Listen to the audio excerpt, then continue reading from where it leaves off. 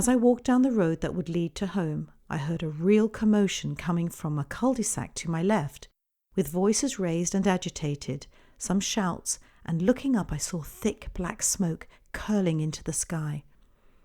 I hesitated for just a minute, but then my curiosity got the better of me, and I deviated from route and turned left. Halfway down the road, I could see the house attracting all the attention. Firemen were up on a long, extended ladder, putting out a roof fire that was threatening to destroy the house and spread to others. A knot of people were in front of the house, and there was obviously frantic activity going on inside. Voices from inside the house grew louder and more agitated as I approached, with one man saying that they must move the blockage and another complaining bitterly that it was impossible to get round the back. I inched forward to the front of the little crowd and saw a boy I knew from school, a chap named Williams. I nodded to him and asked what was going on.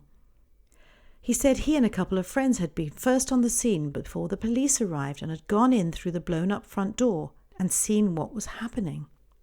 "There's a woman trapped in there under a table," he said, "and they can't get round to the back of the room to shift whatever's holding the table so rigidly."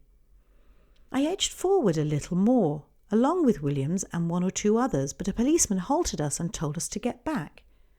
"You might be able to squeeze along that back wall," Williams said, grinning. "You're certainly skinny enough." "Do you reckon?" I asked. "Yeah, I do." He was a well-built lad, to put it mildly, and I took him what he said and on an impulse went over to the policeman and said if there was a narrow gap to squeeze through, I might be able to do it and move the blockage. The policeman glared at me. His face was blackened and he looked as though he had been on duty for a week without a break. "You can't go in there, boy," he said testily. "It's very dangerous. The whole building might collapse any minute." "But you need to free someone trapped, don't you?" I asked. He looked into my face most fiercely, as though his eyes were penetrating through to my innermost being. Then he turned abruptly and told me to wait here as he went back into the house. Then he came back and told me that it was possible that I might be slim enough to scrape through along the back wall, but he would need to see my father's permission to let me try. "My dad's away in the army, and my mum's gone to London for 3 days," I said quickly. "I'm living with a neighbour and she can't give permission." He glared at me again, shook his head, and then asked me to go with him. I followed him, hoping my white lie would not catch up with me later, but then I made the mistake of glancing up and saw thick black clouds of smoke rising from the roof. I felt my stomach churn momentarily, and then I could feel my heart thumping in my chest. The policeman led me into the house and into a sitting room where 2 firemen were trying to dislodge a tabletop, which was pinning down a woman trapped underneath it. There was a huge slab of loose plaster pinning down the underside of the table, and it was impossible to see the rear of the room. I looked at the right-hand side wall and thought I could just about squeeze my body through to the back of the room. "His dad's away," the policeman said, and 2 firemen shook their heads.